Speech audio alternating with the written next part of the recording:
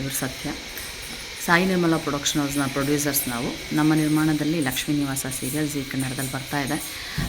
ಮೈಸೂರಿನಿಂದ ನಮ್ಮ ರಿಷಿ ಅಣ್ಣ ಫೋನ್ ಮಾಡಿದರು, ಹೀಗೆ ಅಂತ ವಿಷಯ ತಿಳಿಸಿದ್ರು. 15ನೇ ತಾರೀಕು ಲಕ್ಷ್ಮೀ ನಿವಾಸ ಸೀರಿಯಲಲ್ಲಿ ನಮ್ಮ ವಿಶ್ವಕರ್ಮ ಸಹೋದರರ ಬಗ್ಗೆ ಒಂದು ಬಾಯಿ ತಪ್ಪಿ ಅಥವಾ ಗಮನ ಕೊಡದೆ ಅಥವಾ ಹೇಗೋ ಹಾಗೆ ಒಂದು ಪದ ಬಳಕೆ ಆಗಿದೆ ಅನ್ನೋದು. ಅದರಿಂದ ನನ್ನೆಲ್ಲ ವಿಶ್ವಕರ್ಮ ಸಹೋದರರಿಗೆ ಮತ್ತು ಅವ್ರಿಗೆಲ್ಲರಿಗೂ ಬೇಜಾರಾಗಿದೆ ಅನ್ನೋದು.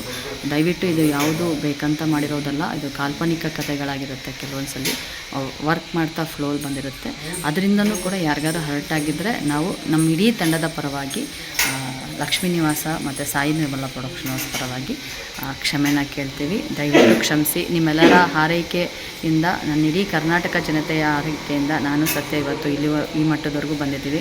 ನಿಮ್ಮೆಲ್ಲರ ಆಶೀರ್ವಾದ ಸಾಯಿ ನಿರ್ಮಲ ಪ್ರೊಡಕ್ಷನ್ ಹೌಸ್ ಮೇಲೆ ಇರಲಿ, ಲಕ್ಷ್ಮೀ ನಿವಾಸದ ಮೇಲೆ ಇರಲಿ.